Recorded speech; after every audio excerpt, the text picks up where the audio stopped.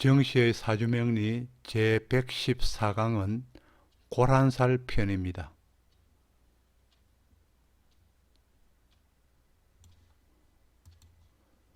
고란살은 외로워서 우는 새, 즉 전설의 새 난새입니다.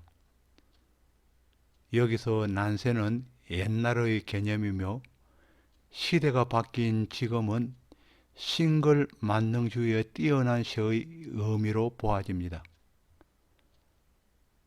114강에서는 아직도 남아있는 고란의 의미를 살피며 여자들에게 어떠한 삶을 가져다 주는지를 하나씩 자세히 알아보도록 합니다.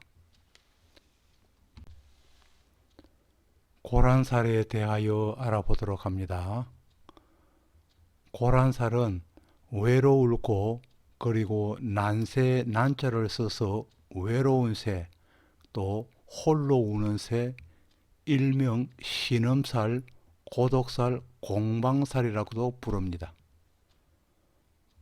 고란살의 난새는 전설의 새이지만 짝을 잃으면 다시 새로이 짝을 맺지를 않고 홀로 산다고 하여서 난새처럼 고독하게 된다는 의미를 가지고 있습니다. 주로 여자에게 해당되는 흉살 중의 하나가 되겠습니다. 고란살이면은 같이 살아도 남편과의 애정생활이 잘 이루어지지 않거나 남편의 생활 능력이 없거나 아니면은 불구로 인하여서 배우자 돌봄에 부족함이 생기는 경우도 생기고, 또 그로 인하여서 여자가 직업을 갖고 가정을 이끌어가는 책임을 지기도 합니다. 또 남편이 다른 여자의 유혹에 빠져서 부인을 돌보지 않거나 남편과 이별하여서 독수 공방으로 지내는 경우도 있기 때문에 남편으로 인해서 신음을 많이 하게 되어서 신음살이라고도 합니다. 고란살이 있으면 이성 기피증이 있기도 하며 만혼을 하는 경우가 많습니다. 그러나 고란살이나 가숙살 하나만으로 이혼이나 독수 공방을 하지는 않습니다. 다만 고란살이 가숙살과 개강살이나 백호살이 겹치면 불길한 것이며, 또 원국에 겹쳐지면서 가숙의 운에는 변리하는 일이 일어날 수 있습니다. 그리고 고란살의 영향력은 가숙살보다는 강한 살성을 가지고 있습니다. 이 고란살이 사주에 있는 여자들은 아예 혼자이거나 남편이 바람을 피우거나 남편과 이별하여서 독수공방으로 지내게 되어서, 즉 남편 복이 없거나 남편의 덕을 보기 힘들다는 의미를 가지고 있습니다. 하지만은 이러한 해석이 현대에는 생활 양식의 변화로 인하여서 과거처럼 그렇게 나쁘게 해석되지는 않습니다. 여자가 생활을 담당하기 때문에 능력 있는 여자라는 해석도 가능합니다. 고란살을 가진 여성은 성격이 화끈하고 성취욕이 대단하며 사회의 적응 능력과 그리고 상황에 따른 처세술이 좋다고 하였습니다. 또한 고란살은 정이 많다는 것이며 배우자와의 관계가 좋지 못한다고 해도 자식과의 관계는 아주 좋을 수 있습니다. 고란살이 걱정이라면 자신의 일을 열정적으로 하여서 주위에서 인정받는 삶을 산다면 고란살을 이겨내는 데 도움이 될 것입니다. 고란살은 일주가 갑인 일주, 을사, 정사, 무신, 신의 hin, 즉 생지로 이루어진 역마일주에 해당합니다. 고란의 넓은 개념으로는 또 병오와 그리고 무오, 임자일주를 포함합니다. 그러나 정사일주는 고란에서 재성과 간성이 잘 구비되어 있다면 예외가 되는 경우가 많습니다. 고란살은 일지가 인신 사이로 이루어진 역마살이기 때문에 부지런히 돌아다녀야 하며, 또 일지에 식상을 깔고 있거나 아니면은 식상 인자가 지장간에 들어 있기 때문에 재주가 많고 예교가 많은 편입니다. 식상이 또 관을 치기에 자식을 낳으면은 관과는 헤어지는 덕자 부별의 의미를 고란살은 가지고 있습니다. 관성이 대부분 절지와 태지에 놓여서 남편으로서의 역할이 잘 되지 않아서 무의도식하기에 쉬운 관계에 있습니다. 고란살이 있는 사람은 늦게 결혼하거나 집에서 가정생활만 하기보다는 직장생활을 하는 것이 좋을 것이며, 취미생활이나 종교생활을 하는 것도 좋은 방법입니다. 또 남편이 장기적으로 출장을 가거나 외항선을 타거나 떨어지는 경우가 많거나, 또 주말 부부 등으로 생활을 한다면 고란살을 잘 피해 갈 수 있습니다. 고란살은 예전의 개념으로 보면은 흉살이지만은 자유로운 싱글을 희구하는 현대에는 결코 흉살이 될 수 없음을 다시 한번 강조합니다. 다음에는 각 일주가 고란살이 되는 이유에 대해서 알아보기로 합니다. 먼저 갑인 일주입니다. 갑인 일주는 지장간에 있는 갑도 있고 일간도 갑이기 때문에, 갑이 두 개이기 때문에 서로가 갑질을 한다는 것이고, 또 지장간에 편재와 또 식신, 그러니까 병화는 식신에 해당하고 무토는 편재에 해당합니다. 그래서 갑인을 봅니다. 갑인은 간여지동으로서, 청관과 지지가 같은 간여지동으로서 남편인 배우자의 자리가 지지에 없습니다. 관의 자리가 없다는 것이죠. 그래서 갑이 둘이면은 서로가 갑질이면서의 싸움이 연속된다는 것입니다. 여기도 갑이며 지장간에 갑도 있고 위에 또 갑도 있습니다. 그리고 또 배우자 자리는 없고 또 비견만 있기 때문에, 비견인만 있기 때문에 친구와 형제가 남편보다 가까운 것이니 그 남편은 밖으로 돌 수밖에 없어서, 즉 여자는 고란살이 된다는 것입니다. 다음은 을사일주입니다. 을사일주는 보면은 사의 지장간 속에서는 무경병이라는 지장간이 들어있죠. 즉 상관이 들어있고 정관이 들어있습니다. 그래서 상관경관하는 것이 이루어진다는 것입니다. 사중의 지장간 내에는 무경병, 즉 정제와 정관과 상관이 자리하고 있습니다. 을목의 여명은 지장간 내에 있는 병화 상관이 상관 경관으로 인해서 정관을 내치고 있는 형국입니다. 같이 있는 정관은 마음에 들지 않아서 별로 관심이 없고 신금의 평관인 병신합을 기다리는 상태라는 것입니다. 상관은 경관하여서 정관을 내치면서 정관을 내치는 경우이고, 상관은 병신, 즉 신금인 평관을 기다리는 것입니다.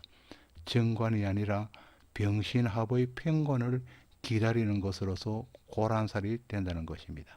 고란살이 되는 이유를 하나씩 설명하고 있습니다.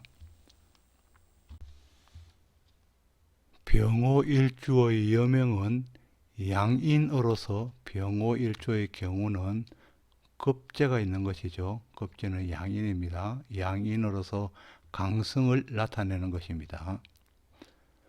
더구나 지장간 내에 있는 상관이 자리하여서 관을 타격할 준비가 되어 있는 사람과 같고, 즉 상관이 자리하여서 관이 들어오면 상관 경관하여서 관을 타격할 준비가 되어 있는 사람과 같고, 또 청관과 지지가 같은 간여지동으로서 남편이 즉 관의 자리가 없기 때문에 관이 발붙일 곳이 없는 형편이 되어 있다는 것입니다.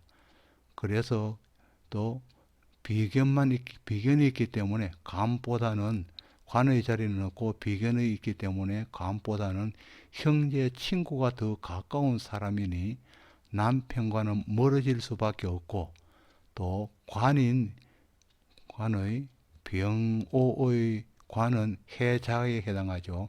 해자는 절지와 태지에 있어서 신약한 것으로서 여명은 신약한 관에게 의지하기가 힘들어서 고란살이 된다고 했습니다.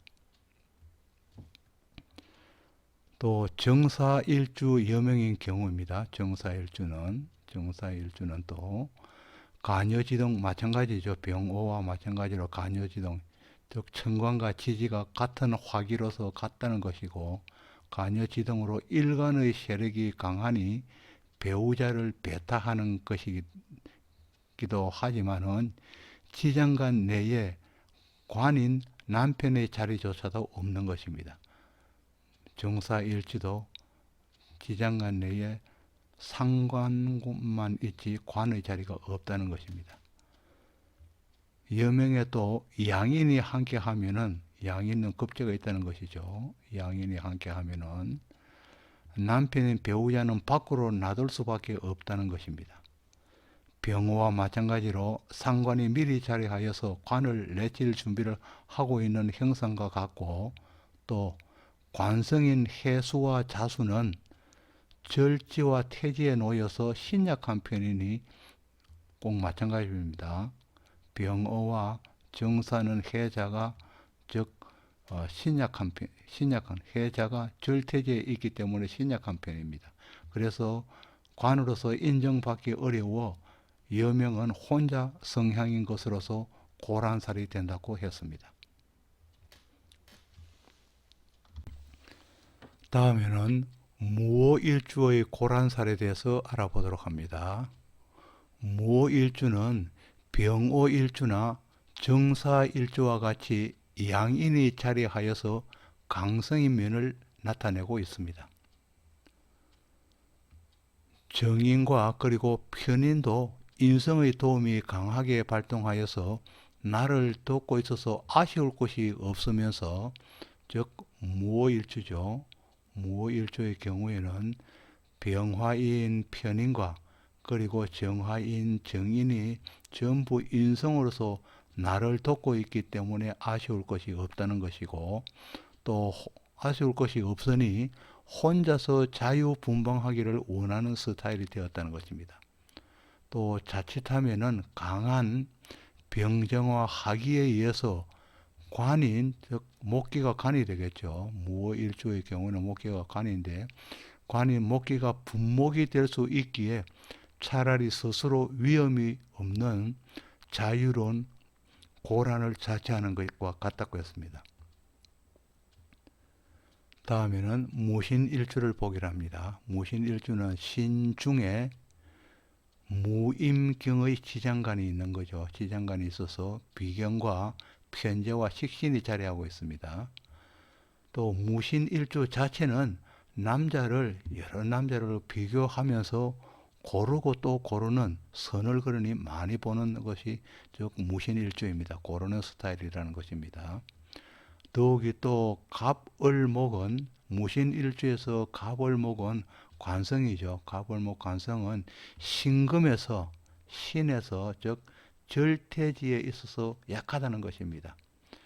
절태지는 길을 펼 수 없는 경우라서 관의 자격으로는 약하기 때문에 꺼리는 배우자라는 것입니다. 무신의 여명은 또한 강성이 심한 사람이며 무신 자체는 강성이 심한 사람이며 혼자서도 재성의 성취가 충분히 가능하여서 신통찮은 관은 안중에도 없으니 고란으로 지낸다는 것입니다. 다음에는 신의 일주의 고란살을 보기로 합니다. 신의 일주의 신금은 임수의 자식 사랑이 신의 일주의 경우에는 임수 상관이 자식에 해당하죠. 자식 사랑이 도를 넘는 경우로서 자식을 얻고부터 즉 남편과는 헤어지는 덕자 부별의 기운이 강한 사람이라는 것입니다. 덕자 부별. 자식을 얻고 남편과는 헤어진다는 것입니다. 그런 기운이 강한 사람이 즉 신의 일주가 되겠습니다. 또 관성인 병정화에서 절퇴지에 있기 때문에 관으로서 역할이 역시 미약하다는 것입니다. 또 수국화로서 관성인 화는 멀어질 수밖에 없고 상관이 대기 중이기에 고란살이 된다는 것입니다. 왜냐하면 상관이 있기 때문에 상관 경관하면은 관이 밀려가기 때문에 또 고란살이 된다는 것입니다. 또 임자일주의 경우입니다. 임자일주는 역시 또 간여지동이죠. 천간과 지지가 같은 간여지동으로서 간여지동이 되면은 배우자의 배타성이 나타나는 것입니다. 간여지동으로서 외고집에 독불장군으로 남편의 설 자리가 없다는 것입니다. 또 양인으로서 평소엔 조용하다 건드리기만 하면은 세차게 흐르기에 타협이 불가능한 상태입니다. 임자는 성남 파도이며 쓰나미와 같습니다. 막아내고 잠재울 도리가 없기에 떨어지거나 멀리해야 하기에 외로운 고란살이 된다는 것입니다.